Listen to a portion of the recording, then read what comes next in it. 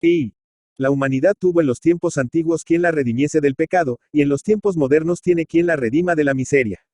Si bendice al Redentor antiguo, también debe bendecir al moderno, porque los hijos de la miseria no son tiranos menos abominables que lo eran los hijos del pecado. El Redentor antiguo era Jesús, entre cuyas maravillosas virtudes se contaba la de multiplicar los peces y los panes y dar salud al enfermo y alegría al triste por obra exclusiva de su santa voluntad. El Redentor moderno, que también tiene la virtud de multiplicar el alimento del hombre y devolver a éste la salud del cuerpo y aun la del alma, es el que va a ser santificado y bendecido en este cuento que recogí en los campos de mi infancia, cuando Dios derramaba en ellos su bendición y no cae en la sangre de su hermano. 2. El valle de Somorrostro se extiende cerca de 2 leguas de oriente a ocaso, entre una cordillera férrea y otra volcánica que siguen la misma dirección. La férrea resguardándole del calor y la violencia de los vientos meridionales y enriqueciéndole con el precioso e inagotable metal que encierra en sus entrañas, y la volcánica protegiéndole de la furia del mar Cantábrico y de la frialdad de los vientos boreales, y alegrándole con el jugo de las vides que cría en sus estribaciones y faldas del mediodía. Junto a su extremo occidental cruzale, de sur a norte, un vallecito secundario, de modo que el valle de Somorrostro, parece una cruz tendida, cuya peana es Baracaldo, cuya cabeza es La Rigada, y cuyos brazos constituyen el vallecito de San Juan del Astillero, apoyándose el extremo sur de estos brazos en Galdames, y el extremo norte en el mar. El cuerpo de la cruz que corresponde a San Pedro de Abanto, a Nocedal y a San Salvador del Valle es escueto, severo, casi falto de todo adorno, pero no lo son la peana, los brazos y aun la cabeza. La peana está perpetuamente vestida de fresca verdura. Así que asoma la primavera, a la verdura se añaden las flores del guindo y del melocotonero, y así que las flores se agostan, las reemplazan, hasta que los cierzos invernales logran penetrar en el valle por los portillos de Ciervana y Poveña que se abren entre el Janeo, el Montaño y el Sarantes, las guindas y las cerezas del Regato y Amezaga y Retuerto y Ugarte, los melocotones y los alberchigos y las ciruelas Claudias de Landaburu y San Salvador y Urioste. Y los racimos de Sestao y Galindo. Si la peana de la cruz aparece siempre engalanada, los brazos y la cabeza poco o nada tienen que envidiarle, porque en el punto en que los brazos y la cabeza arrancan del cuerpo, el regazo de las montañas es tan eficaz y amoroso, la temperatura tan benigna y el suelo tan fértil, que allí, cerca del puente de Santelices, está el primer noble de Vizcaya que se cubre de hoja, como lo saben muy bien las abejas de Montellano que bajan a libar sus racimos de flores amarillas, y allí, entre el palacio del Marqués de Villarias y los estribos septentrionales del Yangón. Estaba cuando la paz florecía y fructificaba en Vizcaya hacia 30 años bajo el glorioso cetro de Doña Isabel II, un bosquecillo de naranjos y limoneros, cuyo fruto poco tenía que envidiar al de las regiones meridionales. Y allí, en el collado de Memerea, subsiste hace siglos un olivo cuyo fruto recuerda el de las márgenes del Guadalquivir. Y allí, en los huertos de Ollancas y Yiva y San Martín de Muñatones y Las Carreras, me cargaron 100 veces de rosas y claveles y azucenas aquellas hermosas. Modestas y buenas damas que en toda estación salían al encuentro del viajero ofreciéndole entrañable hospitalidad en todas las aldeas vascongadas cuando la paz sonreía en aquellas aldeas amadas y lloradas de mi corazón. Por el vallecito que sirve de brazos a la cruz en que en los primeros meses de 1874 tantos y tantos españoles expiraron, todos creyendo que la redención de la patria exigía de ellos aquel sacrificio, aunque muchos de ellos creían un absurdo, por aquel vallecito baja en busca de la mar el río a cuya margen jugué cuando niño y ya no espero descansar cuando anciano. La mar sale a su encuentro hasta el puente de Santelices, que es donde propiamente el vallecito se constituye en brazo izquierdo de la cruz, y como mar y río se abrazan, unen y confunden en uno cuando pasan entre el Janeo y el Montaño, o sea cuando se acercan al término de su viaje, para el río de ida y para la mar de regreso, entonces el río, aunque afeminado impropiamente su nombre llamándose ría, es tan ancho y tan profundo que los moradores de una y otra orilla no siempre pueden visitarse. Porque no siempre tienen a su disposición una barca que les facilite el paso. Por esta dificultad de visitarse y de hablarse cuando les diera la gana, que les daba a toda hora y rara vez podían satisfacerla, estaban desesperados Ramonilla la de Aquende y Lorenzo el de Allende, que bebían los vientos uno por otro. 3. Más abajo del puerto de la Verdeja, con cuyo nombre se designa una playa situada en la orilla derecha de la ría entre San Juan y Musquis, o la que es lo mismo, casi al promedio del brazo derecho de la cruz, se buscan el Janeo y el Montaño, pero se encuentran con que se opone a su comunicación la ría, y el Janeo permanece con el pie en la ribera izquierda y el Montaño con el pie en la ribera derecha. Hacia aquel punto hay varias caserías dispersas. En las estribaciones de ambos montes, cobijada cada una de ellas en un bosquecillo de nogales. Una de los estribos del Janeo es conocida con el nombre de Aquende, y otra de las de los estribos del Montaño lo es con el de Allende. Los vecinos de aquellas caserías se dedican casi exclusivamente al cultivo de las viñas, porque casi es esta la única agricultura que hay y permite el terreno. El Janeo, el Montaño y el Serantes contrastan por su falta de vegetación con todos los demás montes del valle y aún del país. Sea por su naturaleza volcánica, sea por otra causa, lo cierto es que solo verdea en ellos una vegetación raquítica, interrumpida a trechos por rocas y por tarrizos desnudos y de color rojizo. Pero, como según el poeta latino, Bacchus Amat Colles, los viñedos prosperan en las estribaciones y las faldas de aquellos montes, particularmente en las de Mediodía y Levante, y constituyen la mayor riqueza de una buena parte de los moradores del valle. El vino de Baracaldo y Somorrostro, aunque fuese muy estimado de las gentes del país, no lo era de las que no estaban acostumbradas a él, y realmente no debía serlo, porque la impericia de la vinificación era allí superior a todo encarecimiento. Pero las mejoras que algunos propietarios han introducido en este ramo de la industria agraria, y se van generalizando entre los demás, han demostrado que allí se pueden cosechar vinos que compitan con los mejores de Burdeos. De todos modos, en los valles de Somorrostro y Baracaldo los hay ya ligeros, pero sumamente sanos y agradables, que son una verdadera riqueza para el país, pues se venden en la cubera de 16 a 24 reales la cantara y los compradores exceden a los vendedores. Joséton el de Aquende, que no cogía menos de 500 cantaras de vino y estaba siempre roído por la codicia, se daba a 200.000 de a caballo todos los años, por dos razones. La primera, porque a pesar de estar situadas sus viñas en terreno inmejorable, como que era un regazo del Janeo, perfectamente soleado y resguardado de todos los vientos que dificultan la maduración de la uva, su vino era muy inferior al que cosechaban muchos de sus vecinos, cuyas viñas ocupaban terrenos que carecían de aquellas condiciones. Y la segunda, porque por la misma inferioridad del vino tenía que vender toda la cosecha a principio de temporada, temeroso de que en la primavera se le avinagrase, y veía que aquellos de sus vecinos que no le vendían hasta la entrada del verano, le vendían al precio que querían. Y en verdad que no había motivo para que Joséton estuviese siempre roído por la codicia, pues era viudo, y toda su familia se reduce a su hija Ramonilla, y además de ser dueño de la casa y la hacienda de Aquenque, que habitaba, lo era de unas riquísimas veneras de Triano, cuya explotación tenía arrendada y le producía un dineral. Pero Joséton, aunque hombre de bien, era muy terco y corto de entendimiento, lo cual explica la anomalía de que cosechase mal vino en excelentes viñas. Temeroso de que se anticipasen las lluvias del cordonazo de San Francisco, como llaman los marinos y los de las marismas al equinoccio del otoño, y le maleasen la cosecha, vendimiaba antes de madurar debidamente la uva. Doliéndole el aumento de jornales y la disminución de uva, no consentía que las vendimiadoras se entretuviesen en limpiar el racimo de hojas, tierra y uvas podridas, ni consentía que racimo alguno, por verde que estuviese, dejase de ir al lagar o la tina. Razones de este jaez, es decir, de economía mal entendida y falta de inteligencia en la vinificación, se aunaban a lo interior para que el vino de Joséton fuese muy inferior al que cosechaban casi todos los demás vecinos del concejo. Frente por frente de su casa, aunque agua por medio, tenía Joséton un buen modelo de vinificadores discretos. Este modelo era Lorenzo el de Allende, que aunque no tenía más que una viñita, cuya historia es digna de contarse, y esta viña no le daba arriba de 50 cantaras de vino, sacaba de ella tanta utilidad como Joséton de la mitad de las suyas. La viñita de Lorenzo estaba medianamente situada, pues la combatían los vientos del sudoeste, y solo la bañaba el sol al declinar. Pero Lorenzo la cavaba y recavaba con tanta frecuencia, que no consentía que creciese una hierba en ella. Aunque los zaragozanos del valle anunciasen el diluvio universal y los fríos siberianos para antes de San Miguel, no vendimiaba un racimo mientras la uva no estuviese dorada como oro y dulce como la miel. El día que se decidiese a vendimiar había de ser como hecho de encargo para aquella operación. Aunque necesitase doble tiempo y trabajo para vendimiar, ni una hoja de parra, ni una hierba ni una uva podrida, ni un terroncillo había de ir a casa, y por supuesto, todo racimo que no estuviese bien sazonado se quedaba en la viña para solaz de los rebuscadores de grapas. Por estos medios y otros subsiguientes y no menos acertados, conseguía Lorenzo un par de pipas de vino de 20 a 25 cantaras cada una, que vendía al precio que le daba la gana, así que llegaba la canícula, en que las gentes se despepitan por el buen chacoli, que a la par alegra la pajarilla y refresca la sangre. Lorenzo era trabajador y económico, pero no codicioso como Joséton. Sus padres habían fallecido hace pocos años dejándole casi niño, pero cultivando unas piececillas que le habían dejado en la veguita de la ribera, explotando la viñita que había hecho en una cuestecilla que no daba más que brezo, vendiendo buena parte de la fruta de los nogales, los cerezos, los perales, los manzanos y los melocotoneros que rodeaban su casita, cuidando con esmero e inteligencia unas cuantas cabezas de ganado que también le habían dejado sus padres, y ganando algunos cuartos al tráfico de la avena cuando las ocupaciones de la labranza se lo permitían. Iba tirando perfectamente, y en su casa todo iba bien, a lo que no contribuía poco el buen gobierno de Turis Ventura, que era una buena mujer de 40 y tantos años, tía segunda suya, que había ido a asistir a su madre en la extrema enfermedad de esta, y se había quedado en la casa a instancias de Lorenzo. La historia de la viñita de Lorenzo, que he dicho es curiosa, lo es, en efecto, tanto, que merece capítulo aparte. IV.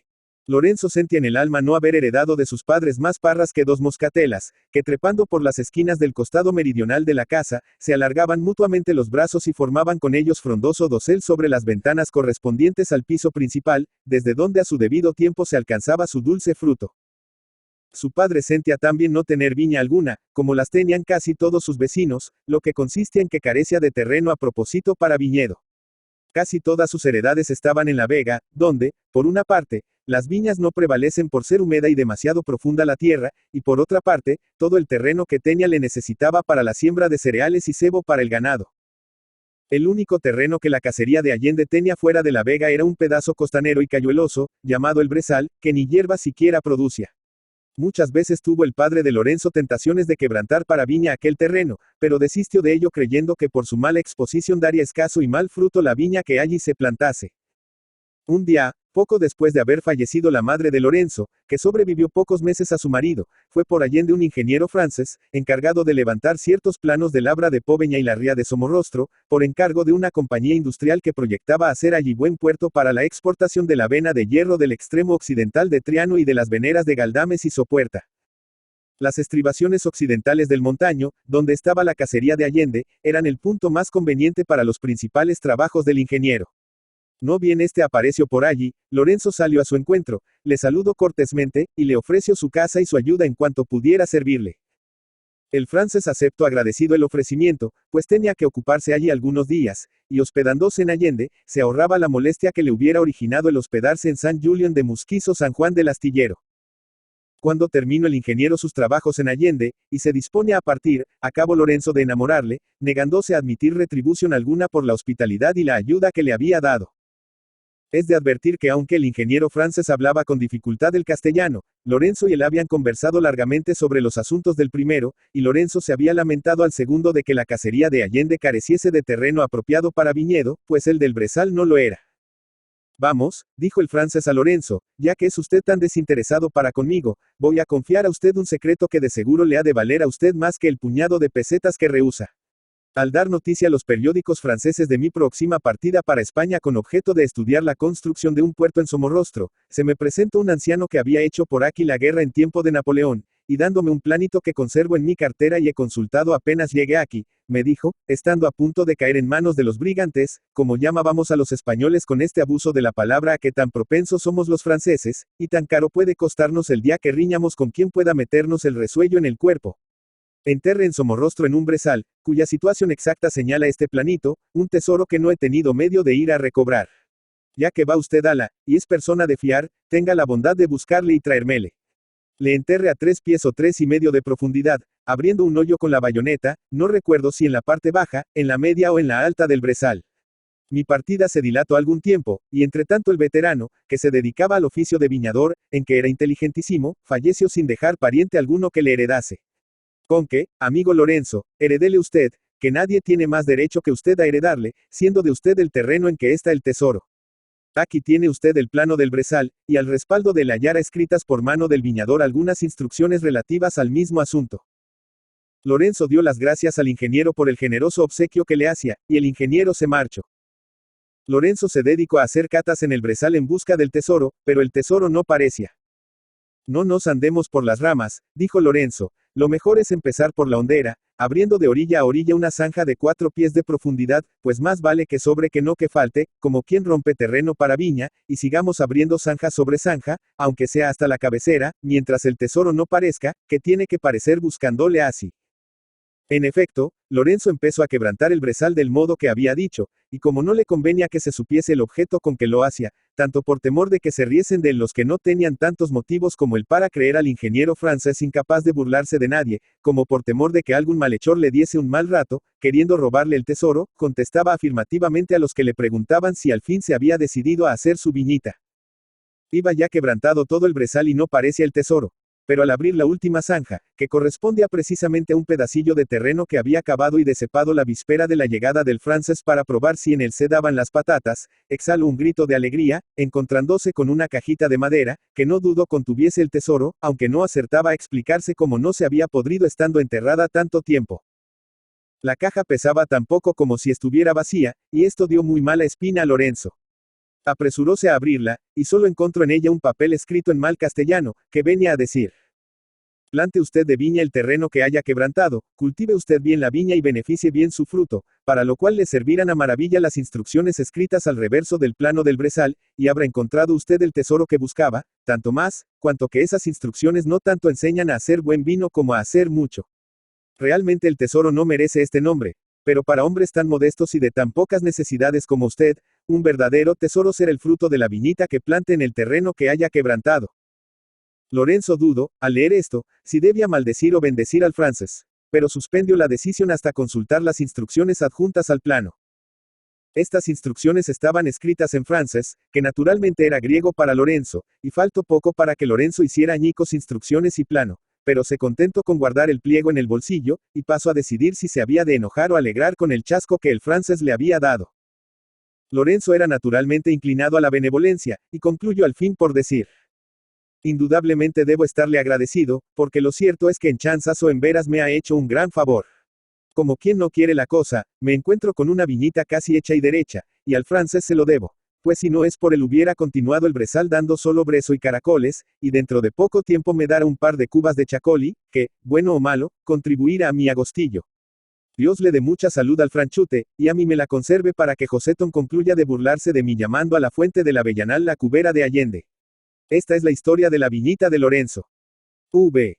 Lorenzo no era, ni mucho menos, lo que se llama un talentazo deshecho, ni pasaba, en punto a saber, de lo que sabe un pobre destripaterrones, que se suele reducir en aquellos valles y montañas a leer no muy de corrido, a escribir su nombre muchas veces a riesgo de poner verbigracia, Lorenzco por Lorenzo, y a estar al corriente de la doctrina cristiana y de lo más gordo de la administración municipal y provincial, merced esto último a la participación que todo vecino toma en la elección de concejales y en la de apoderados a las juntas generales de Guernica. Pero aún así, tenía Lorenzo frecuentes cavilaciones, y cavilaba con mucho seso, como vamos a ver trasladando aquí una de ellas. Pues señor, decía para sí, tengo ya 20 y tantos años. El tiempo se va sin sentir y no vuelve. Mi tía Turis, aunque no es vieja, está ya muy acabada con los disgustos que en otro tiempo le dio ese soquete de Joséton. Casa donde no hay mujer propia ni hijos está fría, desordenada y triste. Hombre que no se casa de mozo no debe casarse de viejo. Y, por último, esa Ramonilla de mis pecados me hace cada vez más gracia, a pesar de lo camueso que es el padre que Dios le dio. Una noche, después de haber tenido una de estas cavilaciones, Lorenzo estaba sentado a la puerta de su casa a la luz de la luna. Era por el mes de junio, y ya aquel día había hecho mucho calor.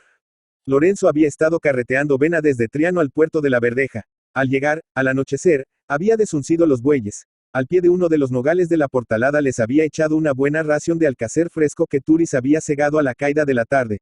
Mientras los bueyes cenaban al fresco bajo el nogal, él y Turis habían cenado a la luz de la luna en el poyo de al lado de la puerta. Turis, a instancia de Lorenzo, había subido a acostarse, y Lorenzo esperaba a que los bueyes concluyesen de cenar para recogerlos en la cuadra e ir también él a descansar, que bien lo necesitaba, habiendo sido aquel día de los aludidos en la canta que dice: por pucheta arriba van los de la mala fortuna, unos diciendo arre, buey, y otros diciendo arre, mula. Entre la ría y los nogales que preceden a la casa había una cuestecilla, y a mitad de la cuesta, en un rellanito sombreado por unas matas de avellano, sauce, maravillo, aleña, y zarza, raya, zarza rosa, había una fuente muy fresca, cuyo perenne chorro se deslizaba por una teja. Vamos a refrescar y dejémonos de cavilaciones, dijo Lorenzo. Y se encaminó silbando hacia la fuente, cuyo murmurio llegaba hasta el nocedal, favorecido por el silencio de la noche. Aquella era la fuente que Joséton llamaba en otro tiempo la cubera de Allende, y aun se lo llamaba, burlándose primero de que no se cosechaba vino, y después de que se cosechaba poco. Conforme Lorenzo descendía por la cuesta, no quitaba ojo de una ventana de la casería de Aquende, donde se veía luz. Apuesto, dijo, a que esta noche está Ramonilla cerniendo, pues aquella ventana es la de la cocina donde tienen la artesa, y me parece que oigo el zarandeo del sedazo. Voy a echarle una canta, y con la canta una indirecta. Calla, ya no se oye el sedazo, y una persona se asoma a la ventana. De seguro es Ramonilla, que me habrá oído silbar. Sí, ella es. Dicho esto, Lorenzo entonó con voz sonora y capaz de oírse desde la cumbre del janeo, este cantar, al parecer improvisado. Eres harina y yo soma, pero mezcladas las dos, resultaran de la mezcla unas tortas como un sol. Inmediatamente le contestó Ramonilla con este otro cantar, por lo visto improvisado también. Las tortas, para ser buenas, se han de hacer en San Julián, que si allí no se hacen, ya es harina de otro costal. Lorenzo, que había llegado ya a la fuente, refresco la garganta con un trago de agua, y canto enseguida. Por detrás de la iglesia yo nada quiero. Que por aquel camino se va al infierno. Y Ramonilla contesto al canto. Si con buen fin me quieres, dile a mi padre. Quiero entrar en la gloria, venga la llave. Este tiroteo de cantares terminó porque Ramonilla volvió a darle al sedazo, oyendo a su padre refunfuñar en la cama, diciendo que era una tal y una cual, pues en lugar de dar al sedazo, le quitaba el sueño cantando. Lorenzo tomó cuesta arriba, más alegre que un vaso de buen vino, que según Joséton era la cosa más alegre del mundo, recogió sus bueyes, les echó en el pesebre otro buen brazado de alcacer, subió a su cuarto y se acostó, diciendo: Pues señor, esto es hecho. Mañana paso la ría y le pido a Joséton la mano de su hija. Vea usted loquita, vergüenzas que son los cantares. Muchas veces he tratado de decirle a Ramonilla que la quería, y nunca he podido, porque siempre la vergüenza me ponía un tapón en la garganta. Esta noche, sin necesidad de ponernos colorados, nos hemos entendido con 4 coplas, de modo y manera que, como quien dice, ya estamos al fin de la calle.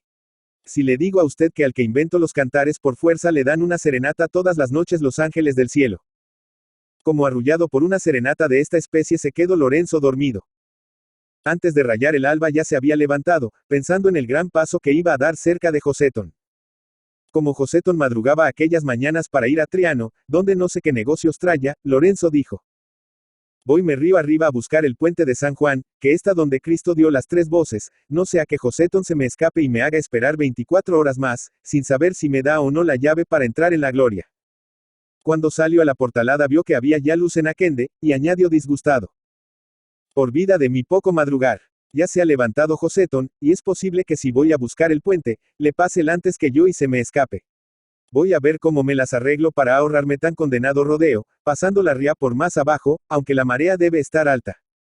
Así diciendo, Lorenzo tomó cuesta abajo, y pronto se encontró orilla de la ría, que, en efecto, se desbordaba por la pleamar. Orilla de la ría había un bosquecillo de tamarices y sauces, talado hacia pocos días. Lorenzo desgarró de una mimbrera 2 fuertes mimbres, les retorció, los unió por los extremos más delgados, tendió en el suelo este birloto o atadura, hecho sobre el tamarices y sauces, ató fuertemente las de leña, le arrastró al agua, en la que quedó sobrenadando, buscó un palo largo y grueso que te sirviese de bichero, y se dispuso a pasar la ría en aquella balsa, que ya había usado, unas veces con buen éxito, y otras con malo. Apenas puso el pie en ella, la balsa se ladeó, y el pobre Lorenzo se fue a fondo. Y se hubiera, ahogado a no saber nadar como una rana, gracias a lo cual, no solo se puso a flote, sino también arriba a la otra orilla. Dejando un reguero de agua por donde iba, tomó la cuesta de Aquende, diciendo: Ay, amor, cómo me has puesto.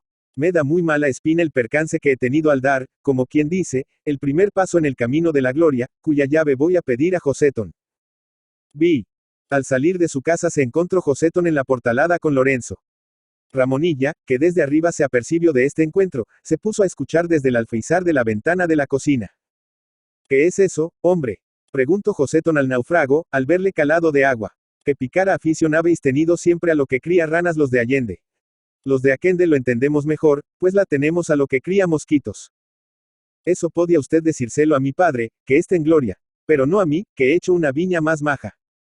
Vaya una viña, tú te pareces a Antón el de Murrieta, que lloraba por cubas y tenía 2 cepas. Con que te trae por aquí tan de mañana, muchacho. Si venías a verme, a poco más no me coges en casa. Pues temeroso de no cogerle a usted, he querido pasar la ría sobre una carga de leña, y si no sé nadar me ahogo. Pues el agua debía ser muy amiga de los de Allende, que están reñidos con su rival el vino.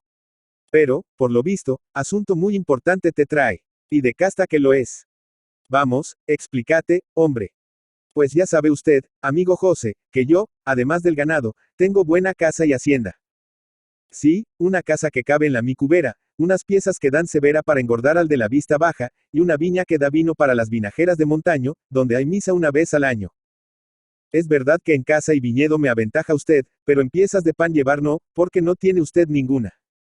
Ni me hacen falta tampoco, teniendo viñas para coger al año 500 cantaras de vino, que en estas laderas de Janeo son la cosecha más segura y saneada.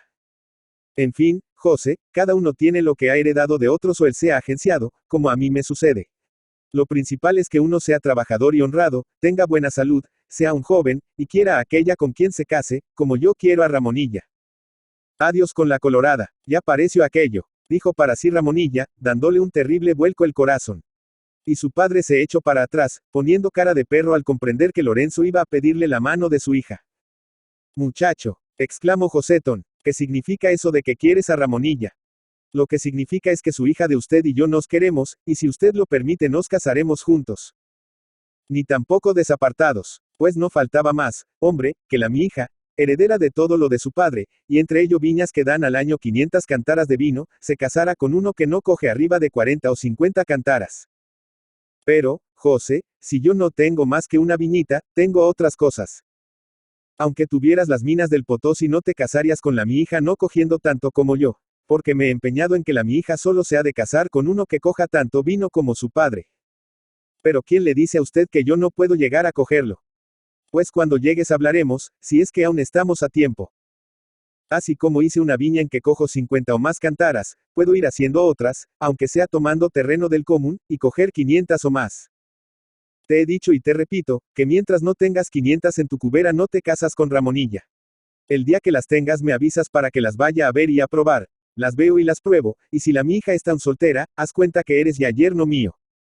Por más esfuerzos que el pobre Lorenzo hizo por apear de su burro a Joséton, no lo consiguió, porque la verdad era que Joséton quería un yerno que, cuando menos, fuese tan rico como su hija, aunque de su riqueza formasen parte tan pocas cepas como las de Antón el de Murrieta. Y el primer pretexto que le ocurrió para rechazar a Lorenzo fue que Lorenzo cogía menos vino que él, y decirle que solo le daría a su hija cuando cogiese tanto, que era, a su parecer, decirle que no se la daría nunca. Joséton, firme en sus 13, tomó el camino de San Juan, y Lorenzo, chorreando a un agua, y casi decidido a atarse los brazos con un mimbre para no poder nadar y echarse enseguida a la ría, tomó estrada abajo hacia el vado.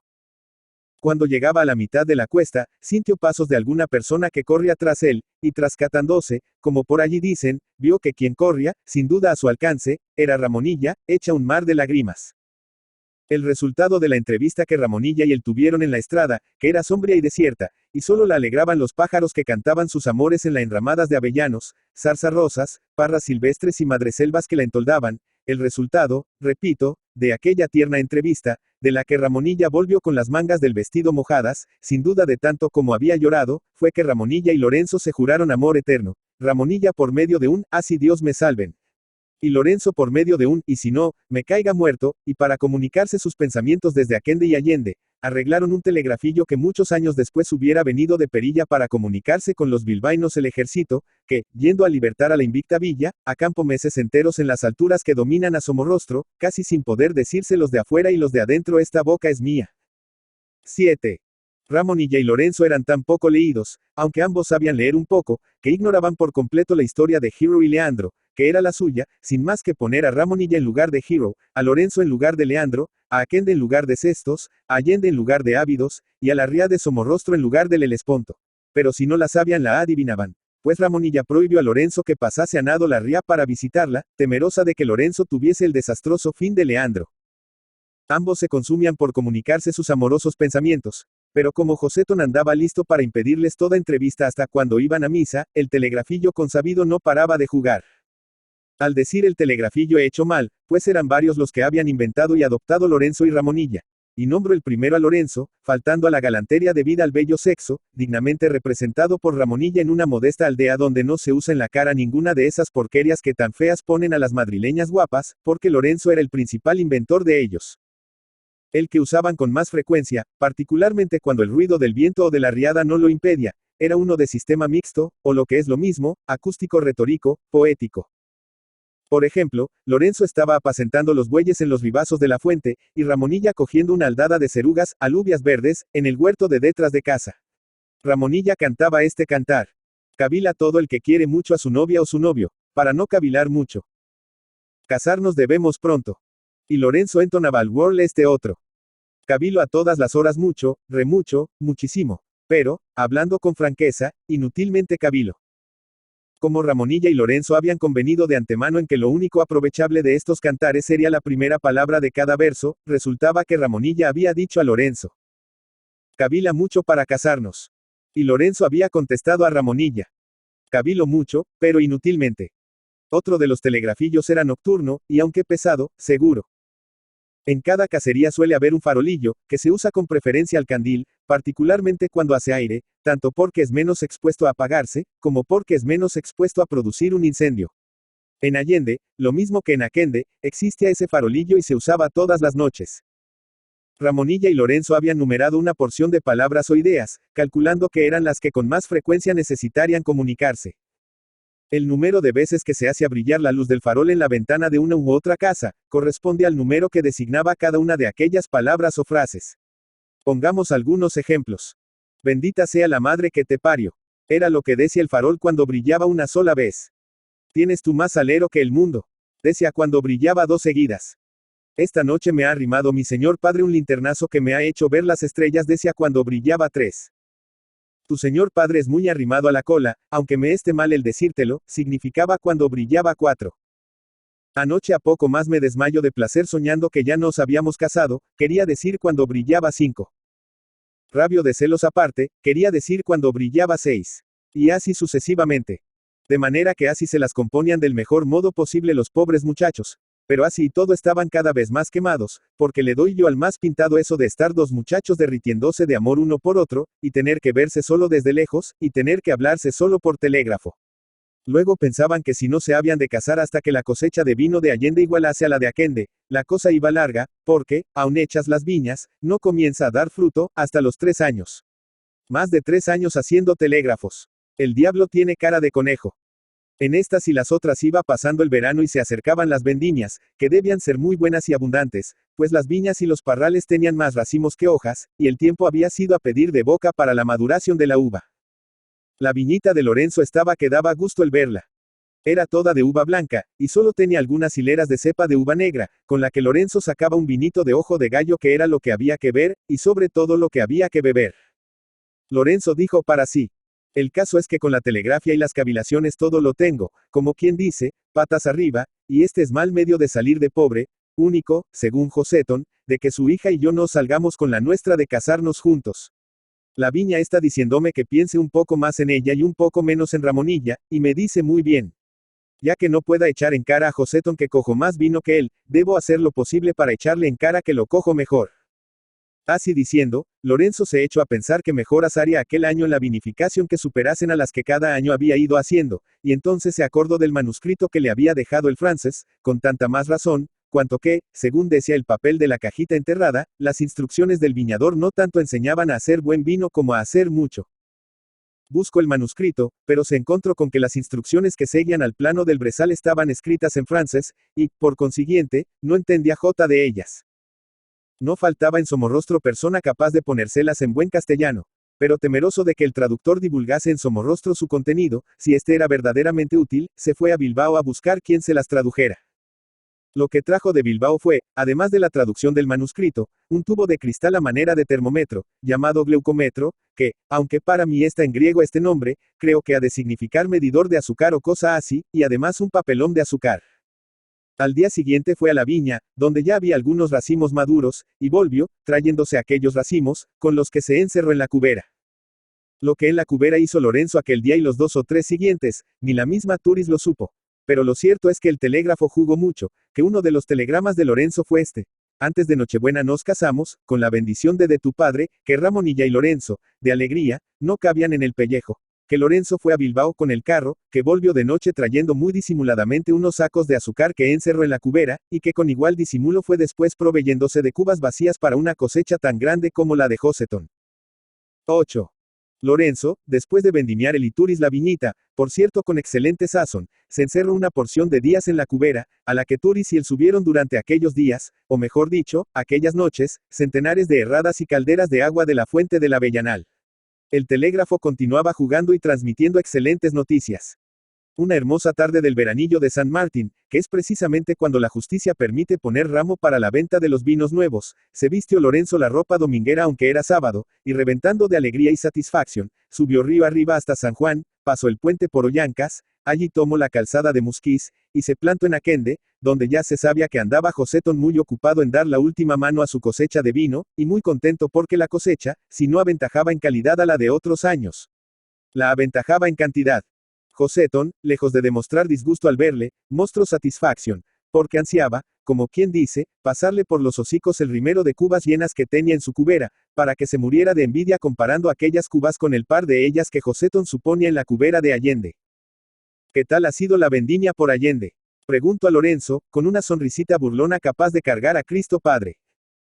Buena, contestó Lorenzo con modestia. Y por Aquende. Ahora lo verás y lo probarás, dijo Joseton encaminándose a la cubera. Chica, añadió a Ramonilla, que andaba por arriba derritiéndose por hablar con su novio cara a cara, como Dios manda, bájate una jarra, un vaso y algo que echar a perder. Ramonilla bajó poco después con lo que su padre pedía. Lo que bajaba para echarlo a perder era un pan y un plato de nueces. Joseton y Lorenzo fueron probando vino de diferentes cubas que Joseton no se cansaba de ponderar y admirar, poniendo al trasluz el vaso, sin que Lorenzo tomara parte en su admiración ni en su contemplación más del mínimo de lo que la cortesía reclamaba. Ya ves, dijo Joseton, que una cosechita de más de 500 cantaras de este vino no es moco de pavo. Ciertamente que no lo es, contestó Lorenzo. Hombre, lo dices con una frialdad, que al verte y oírte, cualquiera creería que estas cosas no te cogen de susto. Y creería muy bien. Hombre, no digas disparates. Para probarle a usted que no los digo, voy a suplicarle a usted una cosa. ¿Y qué cosa es esa, muchacho? Que mañana oiga usted misa mayor en San Juan, y luego se vaya conmigo a Allende, donde comeremos juntos y probaremos el vino de mi cosecha, a ver qué le parece a usted. Hombre, iré con mucho gusto, pero me guardaré de empinar mucho el codo por temor de dejarte sin vino. Lorenzo se despidió de los de Aquende, cambiando con Ramonilla una picaresca y triunfal mirada que quería decir: ya estamos a punto de pescarnos mutuamente. Al día siguiente Joseton fue, en efecto, a misa mayor a San Juan, a donde fue también Lorenzo, y reunidos después de misa se encaminaron a Allende, tomando la ribera derecha, que no hace un siglo era junquera estéril y aún nociva a la salud pública, y hoy es vega fertilísima y sana. Turis, que había oído misa primera en San Juan, como Ramonilla en San Julián, tenía ya preparada una comida de padre y muy señor mío, solo por complacer a su sobrino, que por su gusto, aunque era incapaz de hacer daño a una mosca, lejos de preparar obsequios a Joseton, hubiera huido de Allende por no encontrarse con él. Turis tenía motivos más que sobrados para aborrecer a Joseton, pero como era tan buena, estaba lejos de aborrecerle, aunque hacía más de 20 años que había procurado no dirigirle la palabra. Turis y Joseton estaban para casarse, y todos creían que estaban muertos de amor uno por otro, pero pronto se vio que si Turis lo estaba, Joseton era todo lo contrario. Un tío que tenía en América Turis había prometido a esta 1000 ducados de dote, pero cuando ya se iban a leer las amonestaciones, se recibió una carta de que el indiano había muerto de pesadumbre por haberse llevado la trampa todo su caudal, y entonces el sinvergüenza de Joseton se llamó Andana, y poco tiempo después se casó con otra que tenía el dote de que Turis carecía, y enviudó sin quedarle más familia que Ramonilla. Turis tuvo más de una ocasión para casarse, pero las rehusó todas, porque había jurado casarse con Joseton o no casarse con nadie, y era mujer que no faltaba a sus juramentos. Pensaba no saludar siquiera a Joseton el día que éste fue a Allende, pero al ver que Joseton la saludaba un poquito conmovido, no tuvo valor para hacerle un desaire, porque Turis era un alma de Dios, y como dijo el otro, donde fuego hubo, cenizas quedan. Vamos a verla tu cubera, hombre, dijo Joseton a Lorenzo con la acostumbrada sonrisita burlona, así que llegaron y se saludaron Joseton y Turis. ¿A dónde vamos ahora?, contestó Lorenzo, es a despachar la ración, que mi tía es buena cocinera y no gusta de que se le pase lo que tiene a punto. En la mesa haremos la postura al vino nuevo, y luego bajaremos a ver si eran o no fundados los temores que usted tenía ayer de dejarme sin vino si alzaba con mucha frecuencia el codo. La mesa estaba dispuesta con mucho aseo y primor, y Joseton y Lorenzo se sentaron a ella. Tía, dijo Lorenzo, suba usted vino sin duelo. ¿De qué barrica quieres que lo suba? De cualquiera de ellas, porque todo es igual. Joseton se desató en pullas con motivo de la dificultad de elección de barrica que Turis había consultado con su sobrino. Turis subió un jarro de vino que lo menos hacia 2 azumbres. Hagamos boca, dijo Lorenzo, llenando los vasos de un vino de ojo de gallo chispeante y ya completamente clarificado. Joseton, después de confesar que el vino tenía buena apariencia, desocupó el vaso y no pudo menos de confesar que superaba a la apariencia el sabor. También confesó Joseton que Lorenzo sacaba mejor vino que el de peor uva, pero lo confesó sosteniendo que tal habilidad no compensaba la ruindad de la cosecha de Lorenzo. La comida terminó con mucha animación de la gente, y sobre todo de Joseton, a quien el vinillo de Allende había puesto más alegre que una Pascua, y hasta había hecho el prodigio de despertar en él una sensibilidad que la misma Turis desconocía. Por fin bajaron los tres a la cubera, a cuya puerta se quedó parado Joseton, sorprendido de ver unos rimeros de cubas aún mayores que los que en su cubera había. Ya ve usted, le dijo Lorenzo, que por mucho que empine hoy el codo no ha de dejarme sin vino. Pero, hombre, ¿qué quiere decir esto? Exclamó Joseton sin salir de su asombro. Esto, contestó Lorenzo, quiere decir que tengo una viña verdaderamente mágica, o lo que es lo mismo, que tengo en mi cubera tanto vino como usted en la suya, y por lo tanto estoy en el caso de suplicarle a usted que me cumpla una promesa que me hizo, la de consentir que Ramonilla y yo nos casemos juntos. Pero todas esas cubas están llenas de vino. Véalo usted. Joseton fue dando con los nudillos de los dedos en todas las cubas, con lo que se cercioró de que estaban llenas. Ahora, dijo Lorenzo, quiero que se cerciore usted de que el vino que contienen es hermano del que hemos bebido. Joseton metió una especie de saca, vinos de caña en la primer cuba que hallo a mano, le desocupo en un vaso, miro el vaso a trasluz, probo el vino, y dijo. Sí, hermano del que hemos bebido es. Siga usted probando. No necesito más pruebas, que para muestra basta un botón. Pero dime, Lorenzo, ¿cómo has hecho este milagro?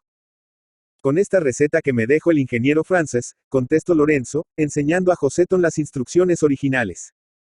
Joseton quiso leerlas, pero se encontró con que estaban en lengua que no entendía, y exclamó, devolviéndole el pliego a Lorenzo. ¿Quién demonio entiende esto? Yo, porque el Frances me enseñó a entenderlo. Pero hombre, explícame. Lo único que debo explicarle a usted es que con esta receta y uva para 50 cantaras de vino, hago yo 500 cantaras. Pues entonces, exclamó Joseton, brillando sus ojos de alegría y codicia, ¿cuántas no harías con uva para 500, que es la que yo cojo? Calcule usted, amigo José. Hombre, dijo Joseton abrazando a Lorenzo entusiasmado y conmovido, llámeme ya suegro y déjate de cumplimientos. Si Lorenzo no creyó conveniente dar a conocer ni aun al que iba a ser su suegro las instrucciones con que tan maravillosamente había multiplicado el vino de su cubera, el escritor publicó, que no debe contentarse con aspirar a deleitar, pues debe aspirar también a instruir, no se halla en el caso que Lorenzo. Yo fui quien en Bilbao tradujo a Lorenzo el texto francés, y cuando terminada la operación me dijo Lorenzo, desciñéndose el extremo de la faja encarnada que le servía de bolsa, con que, don Antonio, ¿cuánto es el trabajo de usted? Nada, Lorenzo, le contesté, más que tu permiso para quedarme con una copia de estas instrucciones, que publicaré cuando venga a pelo, y un trago de vino de tu cubera cuando vaya por Allende. Lorenzo creyó que yo era un escritor casi tonto, según lo barato que trabajaba, y quizá no se equivocó, porque era muchacho más listo que yo. Las instrucciones que traduje eran estas, vertidas al castellano. Un francés, llamado M. Petiot, sabio químico y cosechero de vinos, ha hecho un descubrimiento que recuerda al divino maestro, que multiplicaba los panes y los peces, pues con su descubrimiento multiplicaba M. Petiot los vinos, lo que equivale a multiplicar el pan, la carne y todo lo que se compra con el dinero que el vino vale. Mr. Petiot analizó el vino y se encontró con que se compone de 99 partes de agua y azúcar y una sola de otras sustancias, que son, resinas, aceite esencial, tartaro, tanino y el principio colorante. Esta centésima parte, que a pesar de parecer insignificante no lo es, pues comunica al vino las diversas cualidades que le caracterizan y avaloran, no se puede suplir con el arte, pero no se hallan en este caso las otras 99 que, como queda dicho, se componen de agua y azúcar. El azúcar, como es sabido, se descompone por la fermentación, y se convierte en alcohol o espíritu de vino, que es lo que da al vino su fortaleza. Mr. Petiot se dijo. El agua en la fuente la encuentro y el azúcar en la tienda. En cuanto a lo demás, es inútil que lo busque fuera de la naturaleza, o lo que es lo mismo, fuera de la uva.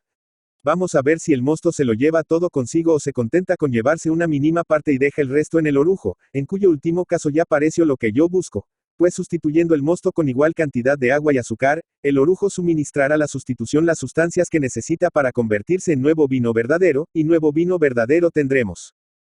Así diciendo y pensando, Mr. Petiot graduó con el gleucómetro el azúcar que contenía el mosto que había sacado de la uva después de pisada o prensada esta y antes que comenzase la fermentación, y sustituyó el mosto con agua, disolviendo en ella azúcar en proporción a la que el glaucómetro le había dicho contener el mosto. Sobrevino la fermentación, y cuando ésta hubo terminado, sacó el líquido y se encontró con que era vino aún mejor que el natural. Hizo hasta 5 veces la misma operación, y siempre con el mismo resultado. De modo que con uva para 20 cantaras de vino, hizo 120 cantaras, y aún hubiera podido hacer muchas más si hubiera querido estirar más la cuerda, como la estiro en ensayos sucesivos. Comparado por muchas personas inteligentes el vino natural con el semiartificial, confesaron todas que el segundo era superior al primero, pues tenía mejor gusto, más aroma y aún más espíritu, porque esto último se consigue aumentando en la cantidad que se quiera el azúcar o alcohol. En cuanto al mejor gusto se explicaba porque el exceso de ciertas sustancias acres, como el del tanino y el fermento, le arrastra consigo el mosto natural, lo que también contribuye a que el vino semiartificial sea más apto para la conservación, porque en el natural produce el exceso de fermento fermentaciones extemporáneas que le malean, y en el vino semiartificial estas fermentaciones son poco menos que imposibles. Tales eran las curiosísimas y útiles instrucciones para hacer con poca uva mucho y buen vino que Lorenzo me dio a traducir, y a las que debió poco después el casarse con Ramonilla. Pues sí señor, Lorenzo y Ramonilla se casaron y son felices en Allende, cuya casería no quiso abandonar Lorenzo por la sencilla y santa razón de ser la casa paterna. Pero si no vais a vivir conmigo en Aquende me voy a morir de tristeza y soledad en aquel caserón, exclamó Josetón el día de la boda, que se celebraba en Allende, y en ocasión en que Turis estaba presente. Hay un medio muy sencillo de que usted no sienta la soledad y Dios le perdone un pecado muy gordo, contestó Lorenzo mirando alternativamente a su tía y su suegro. ¿Cuál? Preguntó este. Váyanse por ala usted y mi tía, por supuesto, pasando antes por la parroquia. Josetón y Turis tomaron a broma esta salida, pero pocos días después la broma se convirtió en veras, y las dos familias formaron casi una sola, pues han establecido una chanelita entre Aquende y Allende, y todo se les vuelve pasar de un lado a otro. X. No faltará quien, recordando el exordio de este cuento que recogí en los campos de mi infancia, cuando Dios derramaba en ellos su bendición, y no cae en la sangre de su hermano, me pregunte quién es el Redentor moderno, que como el Redentor antiguo, multiplica los peces y los panes y da salud al enfermo y alegría al triste por obra exclusiva de su santa voluntad. El Redentor moderno es el trabajo, y forman su santo apostolado la fe, el patriotismo, el amor y la inteligencia. Antonio de Trueba. Antonio de Trueba y de la Quintana Galdames, 24 de diciembre de 1819, Bilbao, 10 de marzo de 1889, fue un escritor español, conocido también como Antón el de los Cantares. Nació en la localidad vizcaína de Galdames el 24 de diciembre de 1819 y su nombre completo era Antonio María de Trueba y de la Quintana. Hijo de campesinos muy pobres, su vocación literaria se despertó con los romances de ciego que le traía su padre cuando venía de visitar una feria. Tuvo que abandonar pronto la escuela para trabajar la tierra y el mineral de las minas de las Encartaciones, su lugar natal. Cuando contaba 15 años, 1834, marchó a Madrid para evitar la Primera Guerra Carlista. Allí se empleó en la ferretería de un tío suyo y robó tiempo al sueño instruyéndose de forma autodidacta y leyendo autores románticos españoles.